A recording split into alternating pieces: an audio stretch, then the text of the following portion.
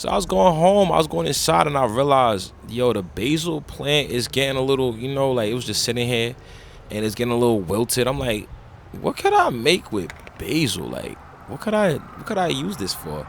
So I started thinking. I'm like, all right, I'm gonna make a salad with it. So today we're gonna do a ensalada caprese. I think I said that right. Italians in the comments, let me know if I said that correctly. So we need fresh ingredients only. We don't want any boxed ingredients. We want fresh tomatoes. You can use any tomatoes for this. You can use heirloom tomatoes. A lot of people use those. You can use whatever tomatoes you want. It's no limitations on that per se. I like these tomatoes.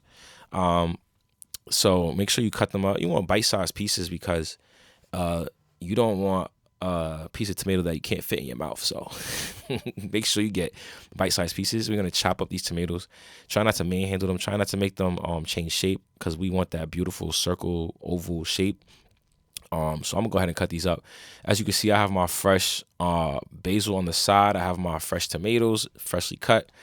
I have my mozzarella, and so this mozzarella is the type of mozzarella that you want to buy. You want to get the one that has a little water in the packet. It's a little watery when you buy it.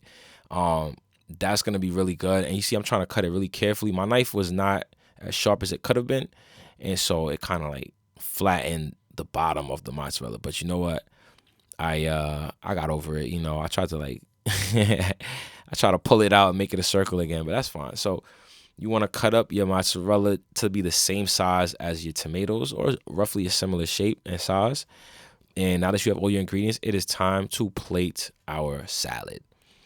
So I got a fresh white plate. White plates are really good for showing colors like these.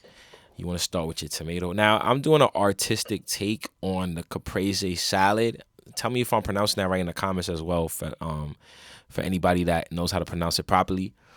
So yeah, you want to use your tomatoes first with this version of my caprese salad. Now, purists are gonna say that you want every bite to be consistent. So you want every bite to have tomato, mozzarella, basil, olive oil. Some people use balsamic, some people don't.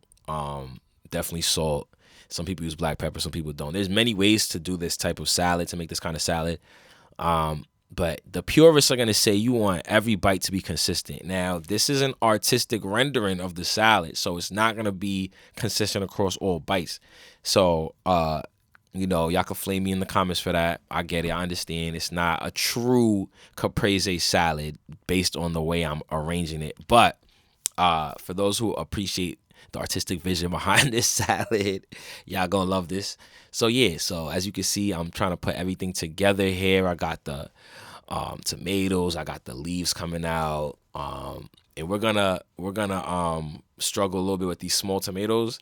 So I had them a certain way, but I didn't like the way they looked, so I switched it around. That's okay. That's what it's about. It's about trial and error. It's about getting your artistic vision out there. So if it doesn't work the first time, just go ahead and try another way. Like, some people are gonna say you should draw your plating before you start plating it, and that's cool.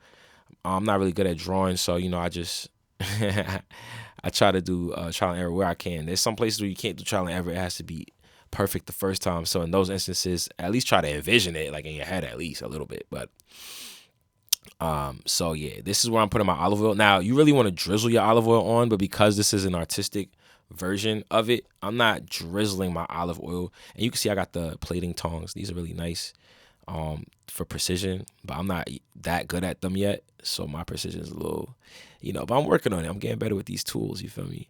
Still a home cook. I'm not really a chef yet, but we taking the title. We jacking it. Yeah, so here we go. We are putting all the basil leaves where we want them. It's gonna look really good. It's gonna be really fresh. The basil really has that freshness, especially since these is like straight from outside. Like, it's really gonna be extra fresh. I mean, it's from farm to mouth. This is as from farm to mouth as you could get it. So this is what we really want. We want the freshest ingredients. And so, okay, now here's the olive oil. I'm kind of drawing it on. You really want to drizzle it on though, like especially if you're making it for other people. Be generous with your stuff here. Don't be like me. I was being a little conservative with it. Now, I'm putting a little mozzarella on the top of the leaves. Now, what I was thinking after I recorded this was that I could have had the the basil flowers would have looked really pretty there, but I didn't think of it. And also, well, I did think of it, but I didn't think of it that deep. I could have put it on there just for the picture or whatever, but what happens is I want every bite to be edible. So I'm not really sure if basil flowers are edible. They might be. I'm not sure. Somebody tell me in the comments if those are edible. Now what we're doing right here, we're adding color to the plate and just a little shape to the sides. And there's a lot of negative space in this plate, so we just adding a little flair here with the balsamic glaze that we're going to drizzle on a little bit later. But we just want to add a little color here. We want to add a little flair here. So I'm using this this little squeeze bottle. I'm just adding little dots here, inspired by many great chefs who've come before me. So, I mean, I'm thinking it looks really good here. It's not finished yet because we still have to salt it. We still have to put the balsamic glaze on it. It's not ready yet. And always salt your tomatoes, people. If you're making sandwiches, if you're doing whatever you're doing, always salt your tomatoes. It really does enhance the flavor of whatever dish you are making. But this is what it looks like so far. I think it looks really good. Here we are salting it now. I'm using I think kosher salt. Yeah, I'm using kosher salt. You don't really want to use table salt because it's too small, and honestly, kosher salt is just better for things like this, especially for toppings, for topping your dishes. So yeah, try to stay away from table salt when you're doing things like this. And this is really salty. The crystals are so fine, it gets really, really salty. You don't really want it to be too salty here. So now I'm gonna glaze the whole entire plate. This is my favorite part. I love glazing. Pause.